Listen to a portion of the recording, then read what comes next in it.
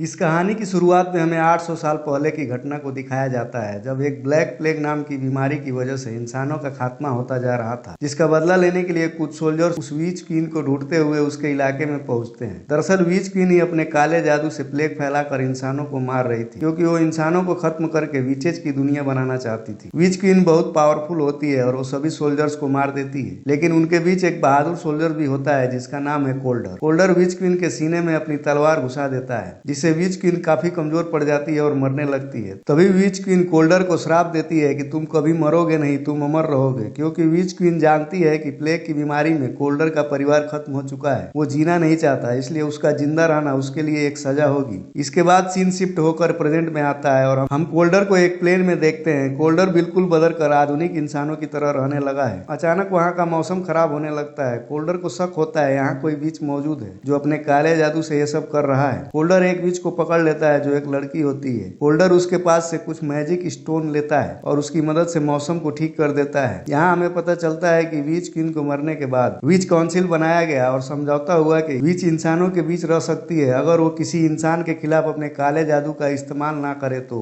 लेकिन समझौता किसी पत्थर की लकीर नहीं। आज भी कुछ विचेज अपनी पुरानी जिंदगी जीना चाहती हैं, इसलिए कोल्डर 800 सालों से इन पर नजर रखता है और इनका सामना करता है। कोल्डर एक्स एंड क्रॉस के लिए काम करता है, जिनका मकसद है पूरी दुनिया में शांति बनाए रखना। अगले सीन में एक बूढ़ा आदमी कोल्डर से मिलने पहुंचता है, जिसका नाम है डोनाल्ड 36, जो एक्स एंड क्रॉस के 36वें फादर है। यानी कि इससे पहले 35 फादर के साथ कोल्डर काम कर चुका है, क्योंकि फादर कोल्डर के सहायक और लीडर होते हैं और अब डोनाल्ड 36 रिटायर होने वाले हैं। कोल्डर उन्हें एक खास पेन गिफ्ट करता है। अचानक कोल्डर को फोन पर डोनाल्ड 36 के मौत की खबर मिलती है और कोल्डर नए डोनाल्ड 37 के साथ उनके घर पहुंचता है और पता लगा लेता है कि डोनाल्ड 36 पर काले जादू का इस्तेमाल हुआ है। डोनाल्ड 36 का पेन भी वहां से गायब था। नया डोनाल्ड 37 कोल्डर से कहता है, मुझे आपकी मदद के मौके का इंतजार था। कोल्डर कहता है, वो मौका आ गया है। जिन विचेज ने ये सब किया है उन्हें ढूंढने में मेरी मदद करो। और दोनों एक मैक्स नाम के विच के दुकान पर जाते हैं, जो काले जादू का सामान बेचता था। कोल्डर उसे एक काले जादू का चीज दिखाता है जो डोनाल्ड 36 के घर से मिला था। मैक्स कोल्डर को उस विच के बारे में बताता है और कोल्डर उसके घर पहुंच जाता है। ये विच एक लड़की का वेश पकड़ कर बैठा था, लेकिन कोल्डर उसे पहचान लेता है और उसे पकड़कर विच काउंसिल के पास ले जाता है, जहां उसे कैद कर लिया जाता है। कोल्डर को उस विच के पास से डोनाल्ड 36 का पेन मिलता है, जिसमें एक मक्खी होती है। ये मक्खी 800 साल पहले विच क्वीन के समय काले जादू में इस्तेमाल होती थी। कोल्डर अब ये समझ जाता है कि विच इंसानों के खिलाफ साजिश कर रहे हैं। कोल्डर चर्च में डोनाल्ड 36 के शरीर को चेक करता है और वो देखता है कि वो जिंदा होते हैं, क्योंकि उन पर काला जादू किया गया था। अब ये जादू करने वाले विच को 3 दिन के अंदर ढूंढ कर मारना होगा, वरना डोनाल्ड 36 की मौत हो जाएगी। कोल्डर को डोनाल्ड 36 का दिया हुआ एक क्लू याद आता है कि तुम जब मरने वाले थे उस समय को याद करना। अब कोल्डर उस समय को याद करने की कोशिश करता है जब विच क्वीन ने उसे श्राप दिया था, लेकिन उसे सब कुछ ठीक से याद नहीं आता, क्योंकि उस घटना को 800 साल हो चुके थे। अब कोल्डर एक विच के रेस्टोरेंट में जाकर उससे अपनी मेमोरी रिफ्रेश करने को कहता है। तब ये विच, जिसका नाम ग्लोई है, कोल्डर को एक मेमोरी पोशन बनाकर देती है। अब कोल्डर जब पुरानी घटनाओं को याद कर रहा होता है, तभी एक विच, जिसका नाम बिलियार है, कोल्डर पर अचानक हमला कर देता है। लेकिन इस बार कोल्डर कुछ नहीं कर पाता, क्योंकि मेमोरी पोशन की वजह से वो कमजोर हालत में होता है। बिलियार उस बार को आग लगा देता है ताकि कोल्डर को मेमोरी पोशन दोबारा ना मिले।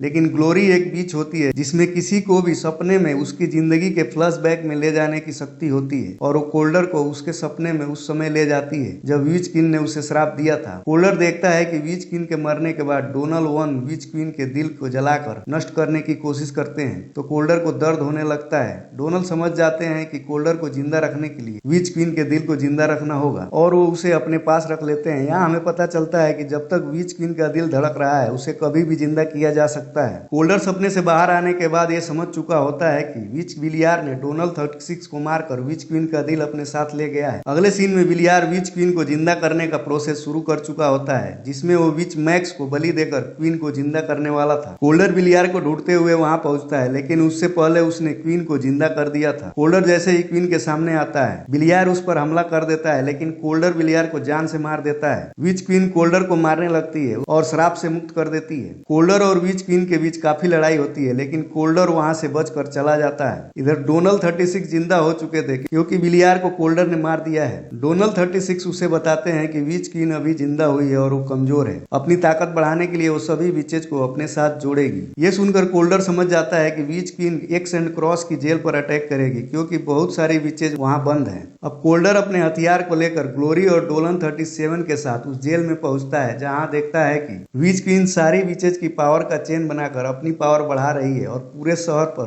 प्लेग का प्रकोप फैला रही है। यह देखकर ग्लोरी ड्रीम वॉक करती है और एक विच के सपने में जाकर उसे मार देती है, जिससे कि विच क्वीन का चेन टूट जाता है और वो कमजोर पड़ने लगती है और कोल्डर विच क्वीन पर अटैक करता है। यहाँ कोल्डर और विच क्वीन के बीच जबरदस्त फाइट देखने को मिलती है। विच क्वीन कोल्डर को अंधेरे में रखकर उसे जादू से कंफ्यूज करने लगती है। तभी कोल्डर एक डिवाइस को हवा में उछालकर अपनी तलवार से उस पर वार करता है, जिससे कि तलवार पूरी आग से भर जाती है और विच क्वीन को मारने ही वाला होता है। लेकिन तभी अचानक डॉलर 37 ग्लोरी पर गन पॉइंट कर देता है, क्योंकि डॉलर 37 के माँ बाप को कोल्डर ने ही मारा था, क्योंकि वो बहुत बुरे विचेज थे। उनका बदला लेने के लिए ही डोनल 37 ये सब कर रहा था। डोलन 37 कोल्डर को शूट कर देता है। कोल्डर घायल होकर नीचे गिर जाता है, जिसके बाद विच क्वीन ग्लोरी को वश में करके उस चेन को जोड़ लेती है और पूरे शहर में ब्लैक डिजीज फैलाने लगती है। फिर वो डोलन 37 को भी मार देती है, क्योंकि विच क्वीन को उस पर भरोसा नहीं था। इधर कोल्डर को होश आता है और वो अपने बीवी बच्चे को देखता है, जो उससे कहते हैं कि तुम्हें मरना नहीं है, इस दुनिया को विचेज से बचाने के लिए तुम्हें जीना होगा, क्योंकि तुम ही लास्ट विच हंटर हो।